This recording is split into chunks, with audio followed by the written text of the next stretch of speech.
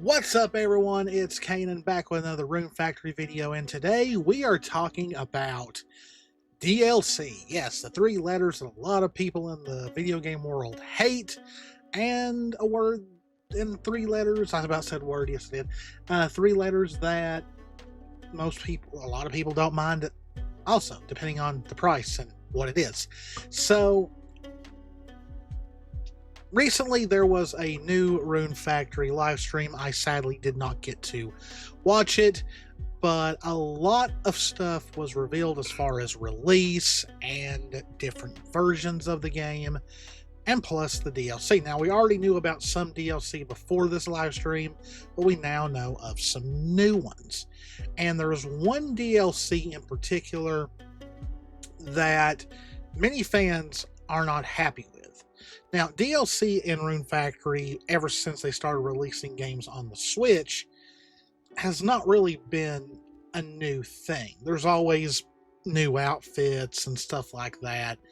But for Guardians of Azuma, they're doing something a little different, and it's rubbed a lot of people the wrong way. So before I get into that, please remember, as always, please, if you like our content, please hit the subscribe button, hit the notification bell, click that like button, leave a comment, and all that good stuff. So let's get started. So the first DLC we are going to talk about is swimsuits. So, like I said, this is not new in Rune Factory. It's always been a thing. And it looks like, of course, not only are the protagonists getting swimsuits, but also all of the marriage candidates are as well. So, like I said, this doesn't really surprise anybody. Swimsuits in Rune Factory and other games have been a thing. They're usually like $1.99 or something like that for one, and depending on how many there are, you can buy them all together. So, not really shocked by this at all. But yes, we are getting swimsuits in Rune Factory Guardians of Azuma.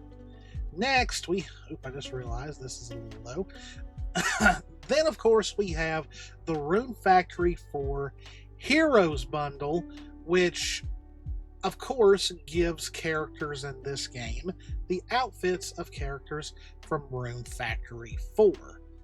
Why Rune Factory 4 and not maybe some costumes from Rune Factory 5? Well, it's probably because to this day, 4 is still more popular than 5. Now, a strange thing is, and if anyone has spotted them elsewhere, please let me know in the comments, but from what I have seen, I could not find pictures of the bachelors wearing outfits from Rune Factory 4. All I've seen is the bachelorettes, so I don't know if this is just for the ladies and not for the guys, or maybe they will announce the guy outfits shortly before release, because it's the end of April. We're getting very close to release, even though they delayed it to June 5th. I mean, still, that's we're not even 2 months away anymore. On May 5th, it will be a month until release. So they've got time to announce more stuff, small stuff like this, but it's just kind of wild that we've just seen the ladies. As far as I know, if I missed a picture somewhere, please let me know. But once again, swimsuits and outfits of characters from past games, we kind of expected that. It was in 5 and things like that, so we kind of expected this to happen. Now we're going to go over the different digital editions. Now, I want to preface this. If you pre-order this game physically, just the standard physical edition, on either Switch 1 or Switch 2, sadly, there is no pre-order bonus. You just get the base game. So please keep that in mind. So right here, these are digital editions for the Switch 1 version, and if you get it on Steam. So we have the digital standard edition, which is the base game, and the Rune Factory 4 Hero Outfit Bundle. So you'll get the game and you'll get the outfits from Rune Factory 4. Then we have the Digital Deluxe Edition, which is the base game, Rune Factory 4 Hero Outfit Bundle, the Festive Attire and Dark Woolby Bundle, which was announced during that live stream, and the Seasons of Love Bundle, which includes 2 marriage candidates. So I've got to rant a little bit because I do agree with people. This is the DLC that has rubbed a lot of people the wrong way. Like I said, we've seen DLC in Rune Factory before. Usually, you know, outfits of characters from past games and swimsuits and stuff like that. But this time around, they are locking 2 marriage candidates behind DLC. Now, this is not a first time for Marvelous. Remember, Story of Seasons, Pioneers of Olive Town, their expansion pack that they did, came with characters from past Story of Seasons games and made them made them marriage candidates. So they weren't marriage candidates in the base game, but they were added as DLC. Which I'm pretty sure there were people who were upset, but the reason why more people are upset with this is that these 2 characters already exist in the game, but their romances, the ability to marry them, is locked behind DLC. Now, I don't know how much the Seasons of Love bundle is actually going to be if you have to buy it separately, but I mean, I'm hoping it's not. It should be $5 if anything. Like, I don't think something that should already be in the base game shouldn't be more than $5. Like, seriously, let's be honest with ourselves. Technically, I think it should be free, but it should already be in the game. It should not be a DLC. As far as I know, that's really all that's in the Seasons of Love bundle is the 2 marriage candidates. If there's more, I do not know about it. But yeah, that one's kind of scummy a little bit. I don't agree with that. Marriage candidates should not be behind a paywall. And then we have the Super Digital Deluxe Edition. Now remember, this is for Switch 1 and Steam. So in this one, you get the base game, Rune Factory 4 Hero Outfit Bundle, Festive Attire and Dark Woolby Bundle, Seasons of Love Bundle, and the Digital Art Book and Digital Soundtrack. So if you are playing on either Switch 1 or Steam and are considering getting a digital version, these are your options right here. Now let's move on over to Switch 2 and Steam, which they still list Switch 1, I guess, because, you know, it's already come out that, oh, when you buy it, it's actually the Switch 1 game, and you got to upgrade it to Switch 2 for it to be a Switch 2 game, even though you're paying for the Switch 2 price. So these are slightly different. So I don't really know why, because it's like, why is Steam up here when Steam has the same options as the Switch 1 version? But anyway, I'm just going with what they posted. So I'm not going to mention Steam. I'm just going to say these are the Switch 2 options. So Digital Standard, base game, Rune Factory 4 Hero Outfit Bundle, Digital Deluxe DLC, and then there's going to be a Digital Deluxe DLC set, which that's definitely not an addition, that's just a DLC bundle, which is kind of weird, because, okay, well, maybe this Digital Deluxe DLC set is for people who only get the Standard Edition, because unlike the Switch 1 version, there's not a Digital Deluxe Edition, which is strange. Yet there's a Super Digital Deluxe. Okay, never mind. I read these wrong. Okay, so apparently there's going to be another option to either do the Digital Standard Edition for Switch 2, and then instead of different editions, you're going to have DLC sets. I see now it says DLC set. So pretty much, if you want everything digitally for Switch 2, you're going to have to buy the Standard Edition plus the Deluxe DLC set. Because unlike for Switch 1, there's not going to be a Super Digital Deluxe Edition where you get the game, then all the DLC. You have to, so wow, that's kind of awful.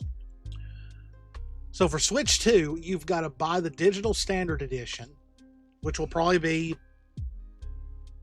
$70. And then 2 or 1 DLC set. You can either get the Digital Deluxe DLC set, which comes with the Festive Attire and the Dark Wolby bundle and the Seasons of Love bundle, or you can get the Super Digital Deluxe DLC set, which comes with both of those, plus the digital art book and digital soundtrack.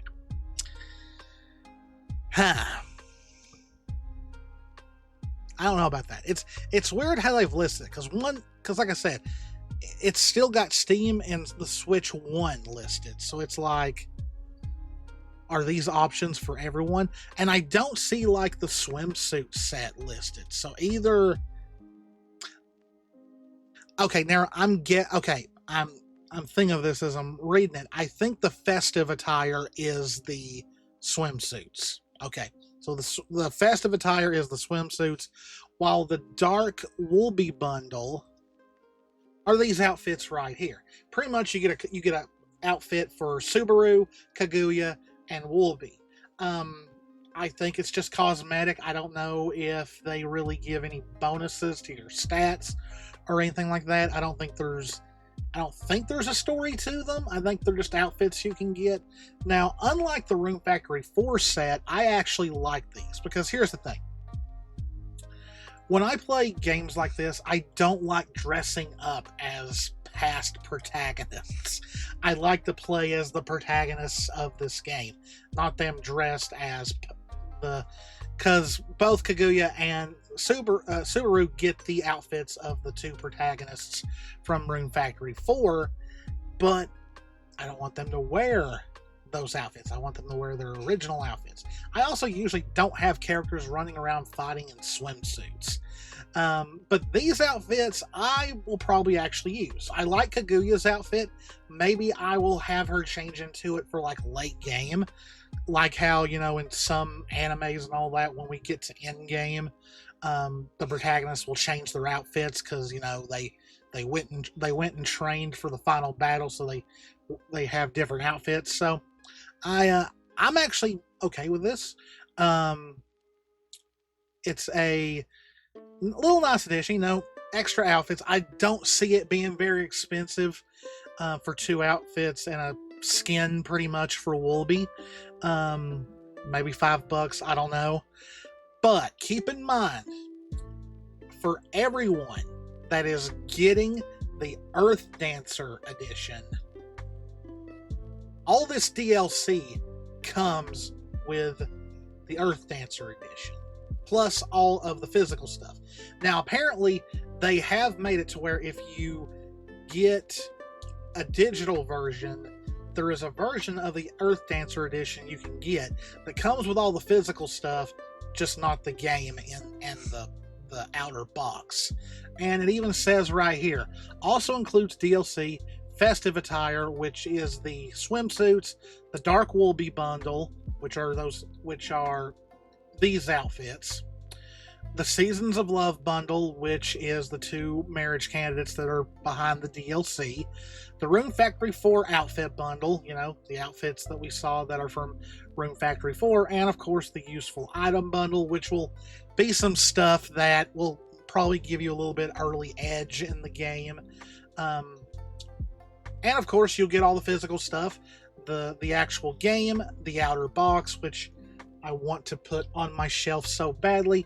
And unlike the digital versions, you get a physical version of the art book and the soundtrack. You get a Wolby plush keychain and a sacred fan with a display stand.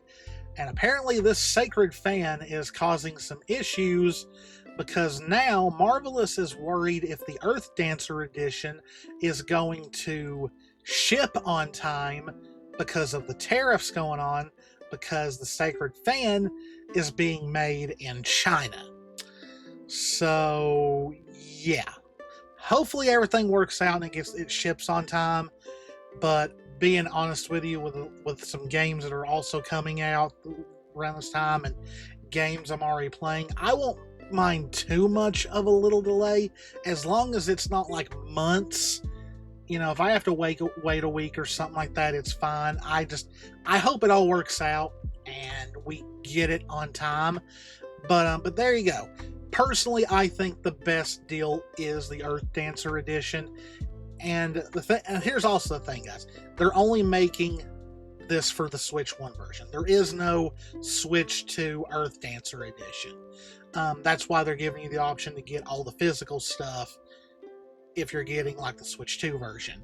But to me, this is the best bang for your buck, because like even when I do get a Switch 2, all I gotta do is put this game into the Switch 2 and upgrade it, and boom, the Switch 2 version. But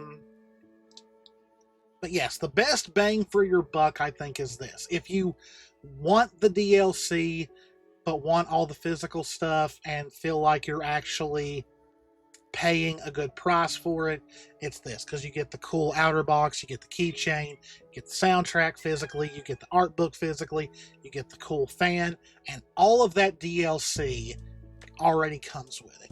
Yeah, it has a $100 price tag, but I think that's mostly the game itself and all the physical stuff. But let me know in the comments which version you're getting, and let me know if you're happy or unhappy with Marriage Candidates being locked behind DLC. I can't imagine you would be happy about that. But yeah, let me know what you all think in the comments. Are you still looking forward to Guardians of Azuma? Is the whole controversy with the Switch 2 version kind of got you guys wondering if you just want to get it on Steam or keep your Switch 1 versions? I'm personally just going to get it on Switch 1, and then eventually when I do get a Switch 2, I will just upgrade it for $10. But yeah, that was my little video on some new Rune Factory news. Hopefully, everything goes smoothly and we get it on time. If there is any more major updates, darn right, I'll do another video for you guys, because personally, this is my go-to game of the year. I am looking forward to this game more so than many others.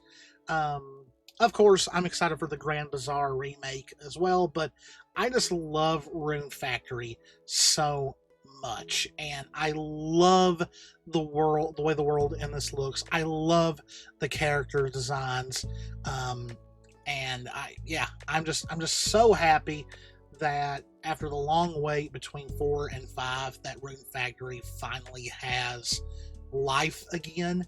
And but you know, as soon as this comes out, I'm gonna be like, okay, where's Rune Factory 6? But hope y'all enjoyed it. If you did, please hit the subscribe button, hit the notification bell, click that like button, leave a comment, all that good stuff. As always, guys, this is Cannan. Me and Jess love you all very, very much. Please stay safe out there, take care of yourselves, and I will see you in the next one. See ya.